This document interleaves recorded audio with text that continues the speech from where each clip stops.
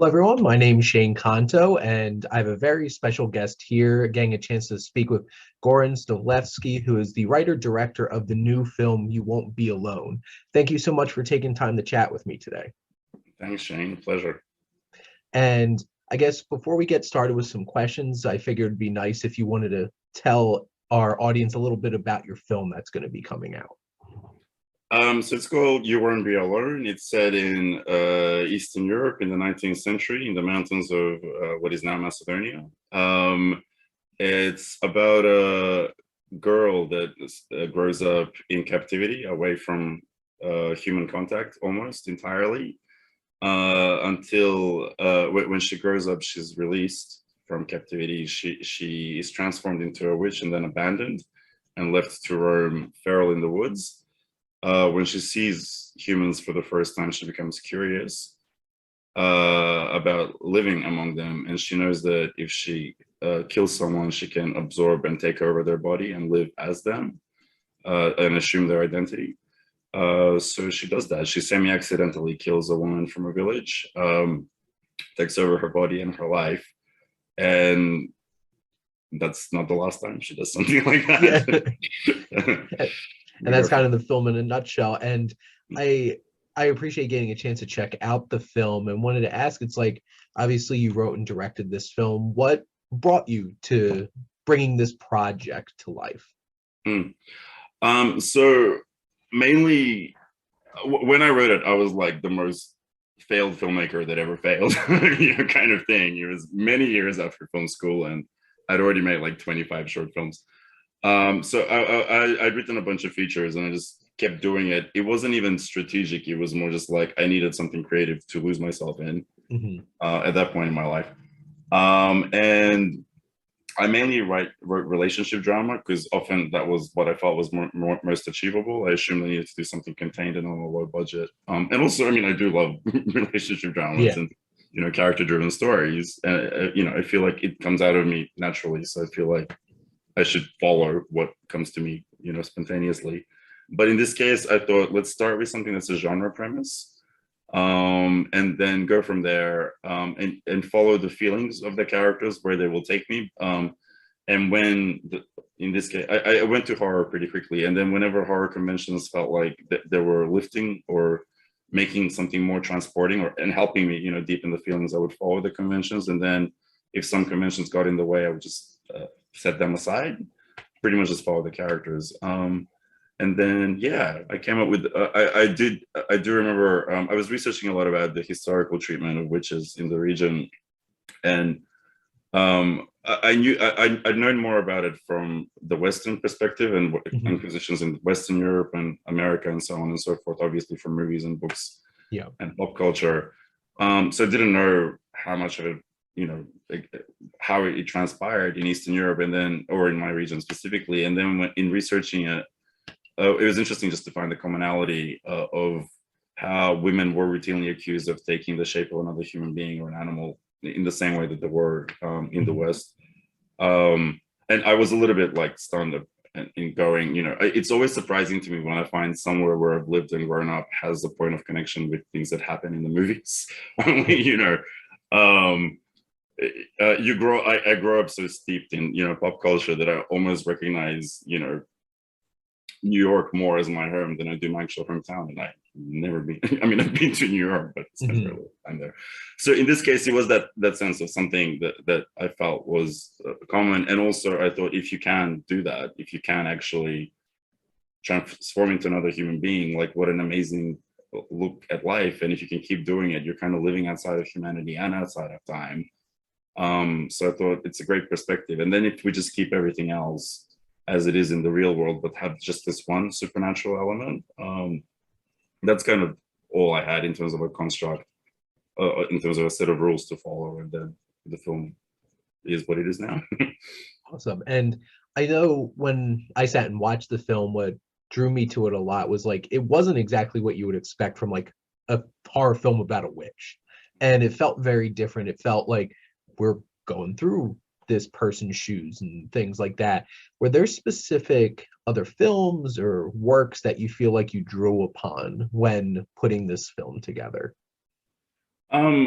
I think not consciously, certainly, Okay. but I think like in terms of when I'm writing or directing, it all comes from an instinctive place. So if there's a feeling I can't quite verbalize, and then I shape things around that feeling in Mhm. terms of the characters and the images and their words. But you know, like that instinctive feeling is built from watching movies for decades. I was a film nerd long before I was a Mhm. filmmaker, and also um, becoming increasingly a book nerd now because I've seen almost every movie there is made, so I need to Yeah. start looking at other things. So decided I should read books. Kidding, well, semi kidding. I was living in England at the time I read this for my husband's work, and I was reading a lot of Virginia Woolf because she's my favorite artist, and I felt like he was helping me connect to this place that was very foreign to me in many ways, or I was foreign to it. I was very much Yeah. treated like a foreigner. So I was reading a lot of Virginia to sort of connect, and then that notion of like what she does with words and capturing a stream of consciousness and kind of an essence of a soul through words. I thought, how is it possible to do that with a movie, with movie making, with Mhm. images and sounds? And in terms of consciously knowing a reference, obviously Terrence Malick is the obvious one, and I think that's the closest we have to stream of consciousness in terms of cinema. And before him, Alain Resnais and Marguerite Duras, like Hiroshima Mon Amour is a very important film to me. Um, and a few other things. I think actually Wong Kar Wai is actually a very strong influence, but because the film is set in natural light with classical music, people think of Mhm. Malick first. So yeah, but honestly, it's also one of those things that like I pick apart afterwards and I go, oh my god, that's obviously where that came from. Mhm. um but while you're doing it, you're just following where the feeling is taking you. And I don't know, I don't really, I think I try to keep the intellectual part of my brain away from the creative process as much as possible. It's only when it comes to structuring and shaping things that I start kind of thinking with that side of the brain, and by that point it's already kind of a cohesive world or a universe you've kind of created. And then I feel after a while it's the story and the movie are directing me rather than me directing them. You know, a lot of my favorite scenes I deleted from the movie, not because they look great and they were well acted. It wasn't a problem of like, oh, does this work? It's just the movie felt it didn't need it anymore because something else Mhm. had happened along the way. So yeah. I appreciate that perspective and that fluidity in the creative process and really bring something to light. And I appreciate you bringing up Malik because honestly, when I was sitting and looking, like watching the film, I'm like, this has such a beautiful, it has that same kind of like beauty to it, which is also very interesting because there's not some beautiful things that going on in the film that kind of contrast that. Now, I guess obviously this was something that like you brought from an idea and brought to fruition. What do you feel like was your the thing that you most loved about making this film? Um, well, even just the entire experience for the film shoot um, was very transporting for me. And connecting with all these people, both in terms of my crew and my cast. Like my background is mainly in DIY short films made Mhm. without money or a budget. Like my crew was my parents who did the catering, the prop sourcing kind of thing. So to go for, and I did everything, like almost on most of those films. And then to go from that context to suddenly having a support system of people who were, very much connected to my vision, although I hate saying that phrase, to the Mhm. feeling of it that I wanted to capture, and then kind of not only protecting it, and especially my cinematographer Matthew Chuang, and production designer Bethany Ryan, and my producer Christina Seaton. We spent 24/7 for weeks, Mhm. and we had other crew and cast obviously come along in stages, and just having all these people, with like lives and mortgages and children, working on something I typed out in my underpants like 5 years ago because I needed something to do to, keep my brain occupied, not because I thought it would ever get made. And then being as deeply connected to it as I am, I just remember, and it was such a beautiful experience, and I think a lot of us felt like this has already changed my life. I mean, I heard the movie is good, but it was already, really work. I felt like I lived the movie, you know. Mhm. So it's really that element, I think. And it happened again on my second feature, which I'm just finishing now. And I do find actually that that sense of having that feeling on set, where there is this profusion of love and feeling and connection. It does shape the film in a way that does give that. There's an element that you can't really control intellectually that you have to do from building an environment on set, or Mhm. building it, like living it essentially, because even that is not very controllable a lot of the time. But yeah, sorry, I'm rambling. It's in my No, nature. I think it's really interesting in terms of like obviously it's like you mentioned like you lived through this whole entire film, this experience. What do you feel like was the most challenging aspect of bringing this story to life on screen? um oh, it would be things that were limitations you couldn't escape, where we had a limited budget and we're doing a supernatural drama with VFX and prosthetics set in the Mhm. 19th century, in a very, yeah, uncontrollable space. Like most of it is outside, and you're open to the elements. I also dislocated my knee 2 days before the shoot, and the entire every single scene is on a slope. And I was told I have to keep to flat surfaces, and that was not an option. But I lied and said, "Of course, that's what I'm going to do." Literally, even the interiors were on a slope, so that Yeah. was a challenge in a very real way. Obviously, making I guess technically another challenge was maintaining that sense of just one soul carrying across multiple actors, Mhm. but I wasn't really thinking about that very much on set. We all did very much feel connected, so in terms of a challenge, I did feel it was a sense of I have to create a whole involved sequence, but I can only show this direction of this Yep. space, and so with 40 people somehow. It was the boring logistical side of things that you Yep. cannot escape. Just and you want to keep things safe, Mhm.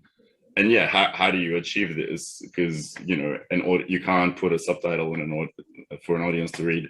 So you guys, this was really hard to shoot, so we don't have this other shot that gives you this other context, but just like go with it. Yeah, so the challenges were just the usual logistical stuff that you come up in a film set. But yeah, and I forget about them once the scene is done, and I feel like I've got the feeling of it, that I want. I always forget what was hard about it. Mhm. It's only when someone points it out. I forgot I twisted my dislocated my knee Yep. until it came up in a conversation. So, Jen, you brought up an interesting point too of this one character going through multiple actors during the film and trying to carry that spirit. What was the experience working with the actors who were bringing your story to life? it was beautiful. Sarah was there first, who plays the first iteration of Mhm. Nevena, the first adult one. Um, and we recorded the voiceover with her 5 weeks before the shoot, and that kind of really crystallized the character for both of us. It no longer felt abstract. Mhm. Um, and then I could share the voiceover with all the actors that were coming in, and she spent time with them. Um, but I think honestly, a lot of it was like each of the actors had the liberty to kind of invest the character with their own essence, and Mhm. that just helped in terms of like that was just that stage of Nevena's evolution. And I would just have to figure out a way to absorb if another layer was added to the character by one of the actors. It was just a matter of absorbing it into the through line, so it kind of the sense of like her feelings as they grow and her understanding as of people as it grows, that it followed a certain inner logic. um but because she's evolving at each stage with every personality, Sarah was the only one who had to come back and do the same character at different stages. There was kind of a lot of room for the actors to contribute a lot of their own stuff. And also, I think not just on this film but on every film, when I'm directing someone, and directing makes it sound like you're telling them what to do, but a lot of the time we're just talking, painting the universe around the Mhm. character and just answering any questions, and clarifying things. But it's more about nurturing people, is what I feel directing really is. um and I also feel part of that is you need to put yourself in that emotional state, and a lot of that feeling then carries over instinctually. Spending a lot of time together, you know, as humans, we pick up on each other's feelings very easily. Especially actors, like they can't help it, you know, or creative people in general. Like if you have empathy and sensitivity to another person, like you can't help but feel what the other person is feeling. So I and you know, I was always obviously very present for everyone, and then the character, not just the main character, but also Maria, the other character, like is very present in me. So a lot of the time we weren't even talking about concrete things, or you know, analyzing the psychology, because we everyone kind of came by the time they came on set, they understood the world and the feelings, and it was just like exchanging ideas, and then really just letting the feelings grow and evolve, and then recognizing them for what they are and shaping the story around that. So now, before I get to my last question, which I always like to ask, because you know we have a movie coming out, why should people see it? But obviously, it's like you mentioned that you did a lot of relationship dramas up to this point and got to explore horror in this film. What's another genre that you would like to explore in your next film? Oh, I mean, all of them. Like, I already made the next film, and it's Okay. like very different. It's a grungy gay love story set in the '90s in Australia, in a very suburban setting. Mhm. But in terms of genre, like I don't know, with genre, I feel like I have to dream impossible worlds almost. And then I never used to allow myself to do that because I was a very, you know, unemployed filmmaker, and writing expensive things just didn't seem viable Yeah. at the time. Whereas now, but it's a possibility increasingly. So I do have an idea for an action film, but you know, in the sense that You Won't Be Alone is a horror movie, that'll be an action movie, but again, very character driven. Um, I mean, I'm sort of thinking I should do something that's like a rom-com, but like again, keep some conventions and then mess around with the others. Mhm. But honestly, like it's sort of a lot of the time with this stuff, it's not an intellectual process. There's a something like an image or a moment comes to me, and there's a feeling, and then it kind of explodes into, you know, a whole story universe, and then you follow like what the main points are and then try to shape it around that. And sometimes it fits a genre framework, sometimes it doesn't, you know. But I don't really sit down and go, this was an exception where I was like, I want to do something that's horror, but I don't really usually sit down and kind of decide I'm going to make something like this, and then lay it out. I feel like it needs to come from somewhere instinctive and unconscious if it's going to be any good. Otherwise, it just becomes a bit obvious to me, or at least I don't have the capability. You know, so It's understandable. maybe it's me. But now, for my actual last question is, obviously we have your film coming out. If you had that one selling point why people should check out your film, what would that be? You're carried away to a time and place that, you know, is no longer reachable, and you get to experience very deep feelings with very unusual but relatable characters, and yeah, that live their lives outside of the borders we have now in terms of everyday life, emotionally or otherwise. So you can get carried away basically to another Mhm. time and place, and you feel like you're not in this world for a while, Awesome. in the best possible way. It does connect you to this world in the Yeah. end. And I can attest, I love the film, and I'm really glad I got a chance to chat with you today about it. But Gordon, thank you so much for your time and your perspective on your film coming out. And I hope everyone out there goes and checks out You Won't Be Alone and show the film some love. Great. And Yeah, thank you so I much for really tuning in. appreciate this. This was great. Thanks, Shane. Awesome. Thank you so much.